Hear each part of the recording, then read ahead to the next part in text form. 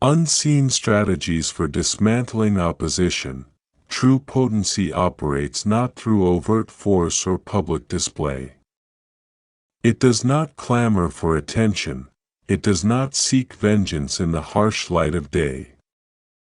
Instead, it observes with patience, waits with strategic stillness, and when it finally moves, it accomplishes its objective not with destructive noise, but by subtly, yet completely, erasing its target, leaving no discernible trace. We who understand this fundamental principle do not engage in the same crude methods as those who seek to harm us. We do not counter venom with venom. We do not retaliate with equally toxic force. Our approach is one of strategic withdrawal, removing ourselves entirely from the adversarial arena and allowing the natural consequences of their own actions to unfold, handling what we no longer deem worthy of our valuable energy or attention.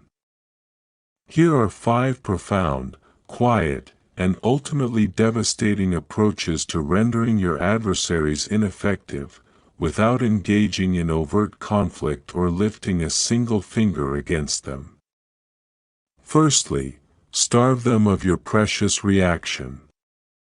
For those driven by petty grievances and seeking external validation through conflict, there is no more absolute defeat than being met with profound indifference by an individual who holds inner power. Those who deliberately provoke you are fundamentally seeking something from you: your anger, your confusion, your precious energy, your emotional turmoil. Their aim is to ensnare you in their storm, to diminish your inner equilibrium, to drag you down into the corrosive mud of their emotional state. But we, guided by reason and internal discipline, refuse to wallow in that mud. We maintain an elevated perspective, standing sovereign over our own inner landscape. As the wise emperor and Stoic philosopher Marcus Aurelius reminded himself, you don't have to turn this into something. It doesn't have to upset you. Let that profound truth echo deep within your being. Understand this: when you allow yourself to react emotionally to their provocations, your adversary gains leverage over you. They essentially own a piece of your inner peace. However, when you choose the path of stillness and maintain control over your response, you reclaim complete dominion over yourself. They may hurl fiery insults or malicious actions in your direction, but you do not burn, you do not even flinch. This is not cowardice or passive surrender, this is cultivated inner control, and such mastery over oneself is a profoundly effective, indeed lethal, weapon in the face of hostility. Secondly, transcend them through silent evolution. The deepest apprehension an adversary can harbor is not the fear of your vengeful counteraction, but the quiet dread of your personal maturation and self-transcendence. Elevate yourself so far beyond their trivial machinations and petty games that the former version of yourself, the one they attempted to dismantle and destroy, becomes a stranger even to you. Epictetus, the former slave who became a revered Stoic teacher, consistently reminded his students, it's not what happens to you, but how you react to it that matters. Eclipsing your adversaries through your own consistent, quiet progress is perhaps the most profound affront they can experience, precisely because your undeniable ascent irrefutably demonstrates one crucial fact they cannot deny: their attacks were utterly ineffectual against your true self. While they were squandering their time plotting and scheming your downfall, you were diligently cultivating self-mastery and resilience. You transformed the pain they inflicted into unyielding endurance.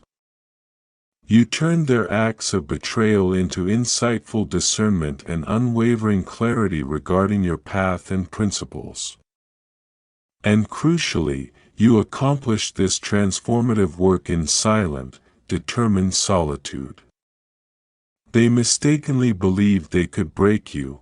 Instead, you simply turned your back to their noise and became internally impregnable. Thirdly, allow Chronos, time, and Veritas, truth, to be your instruments.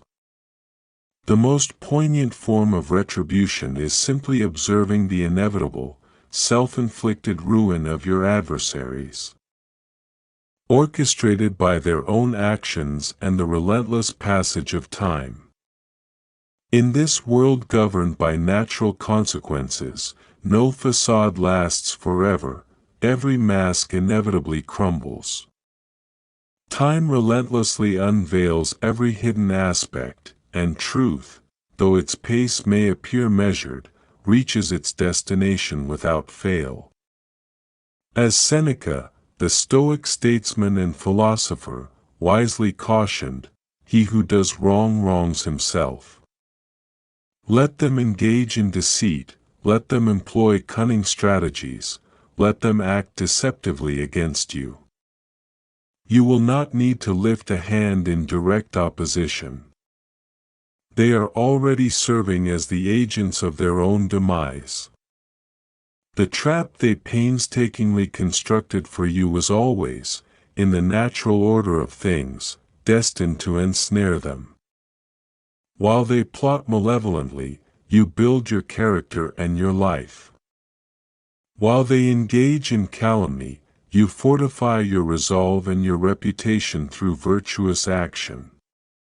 While they spiral downwards into their own negativity, you steadily ascend to higher ground. And one day, when they happen to glance upwards from the depths of their own making, they will comprehend, perhaps too late, that they constituted not a true rivalry, but merely a painful yet valuable instructive experience on your journey. Fourthly, cultivate such profound self-dominion that your adversaries dissolve into irrelevance. The final, and arguably most potent, offensive strike is not directed externally, it is waged and won entirely within. Because when we achieve complete mastery over ourselves, our thoughts, our emotions, our judgments, those who oppose us simply cease to matter. Their significance diminishes until they vanish into utter nullity. Zeno of Citium, the founder of the philosophy that shaped the thinking of emperors like Marcus Aurelius, famously declared, "Man conquers the world by conquering himself." Your adversary draws strength primarily from the parts of you that remain unexamined and uncontrolled, your unbridled anger, your craving for external approval and validation, your apprehension of being misunderstood. But when you deliberately dissolve the psychological connection that binds your sense of identity or well-being to their actions or opinions, their influence crumbles entirely. You become an inner citadel, and a secure inner fortress built upon reason and virtue fears no external tempest or siege. Do you truly wish to neutralize those who oppose you? Then rise above their level of engagement, transcend their petty drama. Discipline your thoughts until the sound of their names holds no mental resonance. Pacify turbulent passions until the mere recollection of them is divested of all emotional charge. Live your life so deliberately, guided by reasoned principle, proheresis, that even the lingering shadow of resentment or bitterness cannot keep pace with your forward momentum. Because, in the final analysis, the true adversary often resided not externally in another person, but solely within your own mind and character, the uncontrolled desires, aversions, and judgments. When you finally vanquish that internal opponent, the external one ceases to exist as a source of disturbance anywhere. Finally, channel their animosity into the fuel for your progress, but ensure it does not consume you in destructive passion. There is something profoundly effective about an individual who possesses the alchemical ability to convert malice and spite into impetus and forward momentum, not into reactive rage or vengeful retaliation, but into a quiet, unyielding, raw endurance. Seneca wrote, "A gem cannot be polished without friction, nor a man perfected without trials." Let them deride you, let them conspire against you, let them attempt to inflict emotional barbs and twist the metaphorical blade. Your task is to maintain inner tranquility and stillness. Allow their hatred to hone your capabilities, exposing areas you can strengthen. Let their schemes refine your purpose and clarify your direction by testing your principles. Your response should not be to retaliate in kind with similar negativity. Your response is to counter with excellence, demonstrating disciplined consistency, and ascending to such a height of character and conduct that their attempts appear small, insignificant, even contemptible from your vantage point. Because when you remain composed and calm amidst their visible agitation and self-generated noise, you render yourself spiritually untouchable. Never forget this fundamental truth: what truly neutralizes opposition is not the futile pursuit of vengeance, but the unassailable strength cultivated within yourself.